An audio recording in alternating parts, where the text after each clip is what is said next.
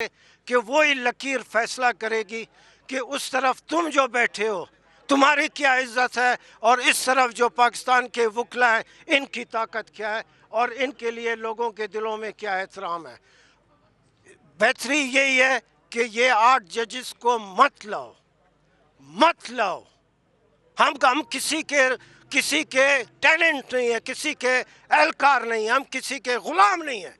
जैसे हमारे वकीलों में से कुछ लोग उनको ग़ुलामी पसंद है, उनको बड़े बड़े लोगों के सामने हाज़िरी देने की आदत है, हम वो लोग नहीं हैं। जब हमने कहा कि हम नहीं छोड़ेंगे। इस वक्त जुडिशल कमीशन में जो बैठ रहा है बहुत छोटे लोग हैं, बोने लोग हैं। सिर्फ जुडिशल कमीशन में बैठने से आदमी का कद पूरा बड़ा नहीं होता। अपने कद को समझकर उनको चाहिए कि आज जो कमीशन का इजलास हो रहा है उस इजलास को मौखर करें और जो वकला की सोच है, हमारे जो लीडर हैं उनके साथ बैठ के बात करें। हमारे जो मुतालबात हैं, हमारे जो डिमांड्स हैं, ये सारे प्ले कार्ड्स आपके सामने हैं। ये जितने नारे लग रहे हैं, स्लोगन्स लग रहे हैं आपके सामने, यही हमारी जदोजहद है, यही हमारी स्ट्रगल है। और ऊपर अल्लाह ताला की हिमायत हमारे साथ है, लोगों की हिमायत हमारे साथ है और इंशाल्लाह आप देखेंगे कि हम कामयाब होंगे। और ये मुल्क 26वीं तरमीम का जो एक ब्लैक धब्बा लगा हुआ है आइन पे, ये इंशाल्लाह ख़त्म होगा और जो बड़े बेनिफिशरी होकर बड़े फ़ायदे उठा रहे हैं वो इंशाल्लाह सबको घर वापस जाना होगा। तेज हो। एक मुल्क दो दस्तूर नामंजूर। मैं सलूट पेश करता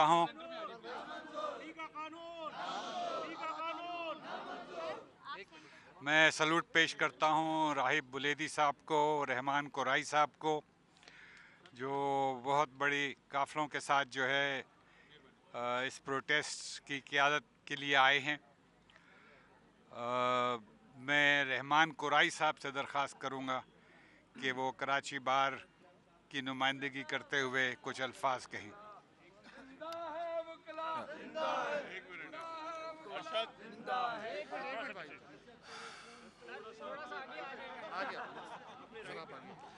औज़ुबिल्लाहि मिनश्शैतानिर्रजीम, बिस्मिल्लाहिर्रहमानिर्रहीम।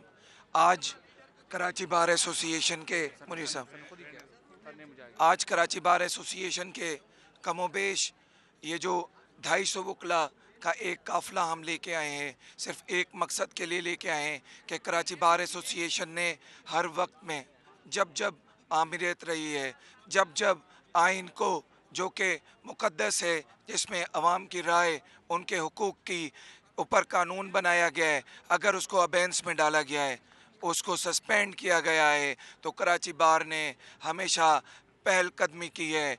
जब लाहौर से भी आवाज़ आई, इस्लामाबाद से आवाज़ आई, कराची के साथ पिटीशंस फाइल हुई, तो हमने फ़ैसला कुन मौका करने के लिए आज 10 तारीख को जब 8 जजेस जुडिशल कमीशन अपॉइंट कर रही थी, तो हमने कहा कि हम पीसफुल डेमोन्स्ट्रेशन करेंगे। पीसफुल डेमोन्स्ट्रेशन क्यों करेंगे? 6 हमारे नुकात हैं। नंबर 1 कि 26वीं तरमीम गैर आइनी है, आइन को उसकी असल शक्ल में होना चाहिए। जब तक आइन अपनी असल शक्ल में नहीं होगा, ये जजेस आज़ाद नहीं होंगे। इतनी स्ट्रगल के बाद जो हमने ये थोड़ा सा आज़ादी अदलिया हासिल की थी, अब जब उसको 26वीं तरमीम में रोका जा रहा है तो ये अवाम के ख़िलाफ़ है। उससे कौन से मसाइल पैदा होते हैं जिसकी वजह से अवाम इन कोर्टों पे, इन जजेस पे यकीन नहीं करती। आज सिंध में कॉरपोरेट फार्मिंग के नाम पे इस्टेब्लिशमेंट को हज़ारों लाखों एकड़ ज़मीन दी जा रही है। हम किस कोर्ट में ये मुद्दा लेके जाएंगे? सिंध के अवाम का इसके पीछे वर्दी है।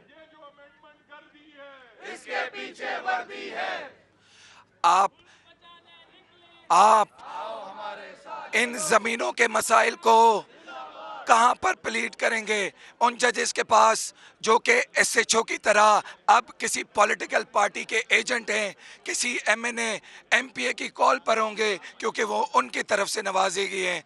तो आज भी हम पार्लियामेंट के जुडिशल कमीशन के मेंबरान को इस चीज़ के ऊपर एक खुली आवाज़ देने आए कि आप आंखें खोलें, आपको अवाम ने इस कुर्सी पे बिठाया है। आप अगर इस्टेब्लिशमेंट के हामी या उनके पपेट बनेंगे तो 2 साल गुजरने के बाद इलेक्शन होंगे, फिर ये अवाम होगी और आप अकाउंटेबल होंगे। दूसरा मुद्दा, आज़ादी अदलिया के साथ आज़ादी सहाफ़त, पीका अमेंडमेंट। मुझे ये बताएं कि हमने हमेशा सहाफ़ियों के साथ खड़े होने का कराची बार ने, वकला बिरादरी ने हमेशा आज़म रखा है। आज आपकी जंग बन चुकी है। मैं तो आपको इस प्लेटफॉर्म से आज इनवाइट करता हूं कि आप चलें। आपकी आवाज़ को बंद किया जा रहा है। कराची बार एसोसिएशन ने आपके लिए रेजोल्यूशन निकाल के कराची में धरना दिया। इन जजेस को एहसास होना चाहिए कि ये अमेंडमेंट्स आर्टिकल 19A के खिलाफ हैं। फिर हम देखते हैं कि यहाँ पे बूंद बूंद तरसाने के लिए 6 कनाल बनाए जाते हैं। सिंध में लोगों के पास पानी नहीं है। कराची 4 करोड़ का एक शहर है। आप किन के पास ये केस लेके जाएंगे? इन जजेस के पास जो कि पॉलिटिकल सेटअप में जो इस्टेब्लिशमेंट के साथ मिले हुए हैं। हम ऐसी अदलिया नहीं चाहते। आप मुझे बताएं, क्या 2 chief of the army staff हो सकते हैं? 2 प्राइम मिनिस्टर हो सकते हैं? तो फिर अदलिया भी एक, रियासत भी एक, दस्तूर भी एक, तब क्योंकि 22 करोड़ आवाम का मसला है। फिर सिंध के अंदर तलबा को मैं दावत देता हूँ। तलबा को क्यों दावत देता हूँ? तलबा को दावत इसलिए देते हैं कि एक ब्यूरोक्रेसी को बिठाया जा रहा है। किधर?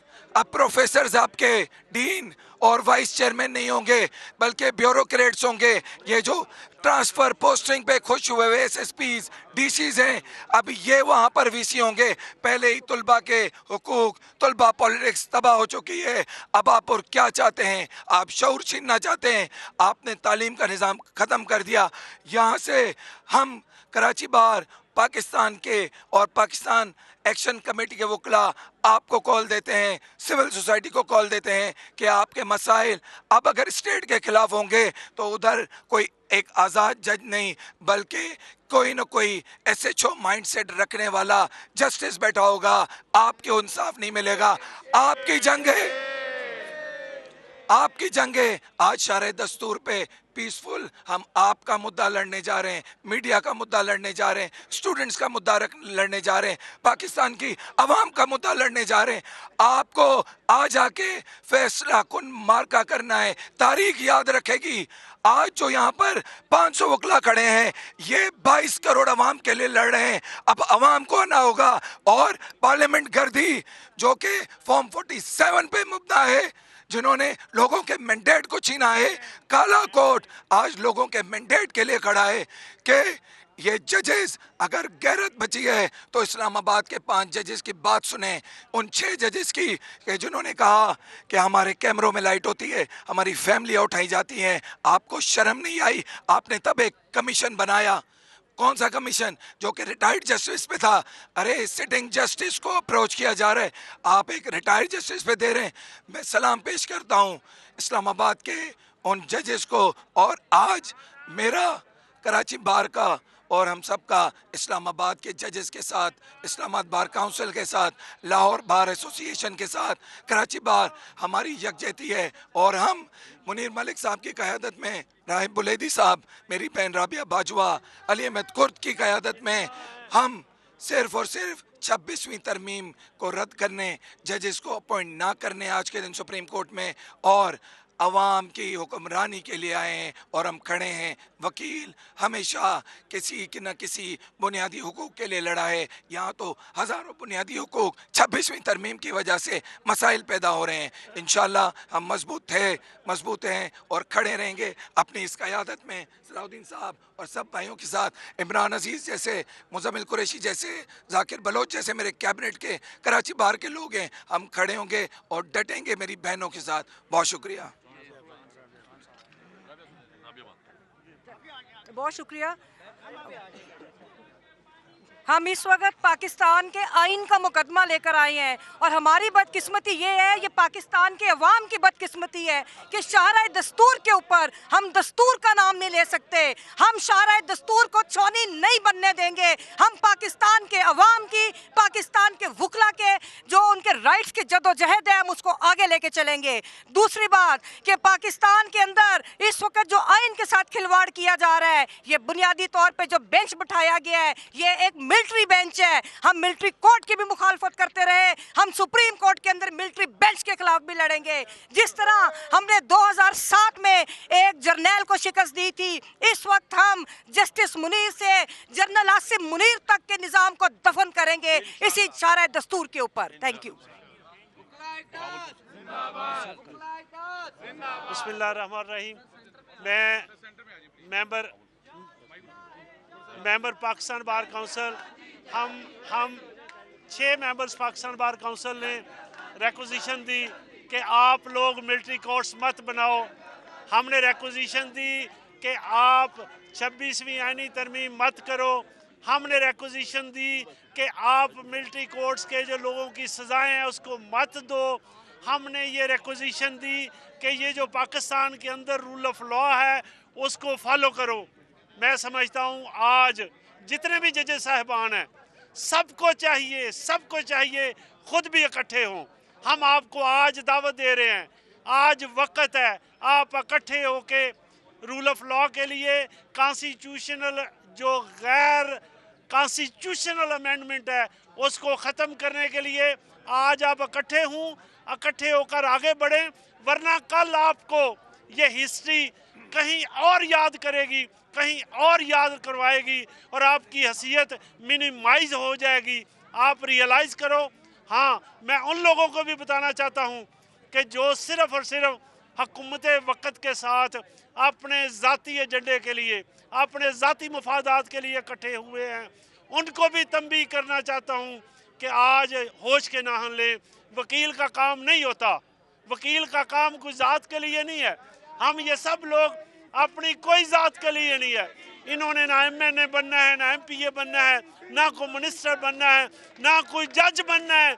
इनका किसी का कोई एजेंडा नहीं है। इनका एक एजेंडा है कि पाकिस्तान के अंदर कॉन्स्टिट्यूशन और कानून की अमलदारी हो और जो अदालतें हैं वो कॉन्स्टिट्यूशन के तहत काम करें। इंडिपेंडेंट जुडिशरी, और इंडिपेंडेंट जुडिशरी अब नहीं है। जो कॉन्स्टिट्यूशन बेंच है वो भी मफाद परस्त हैं। जो बाकी जो लोग हैं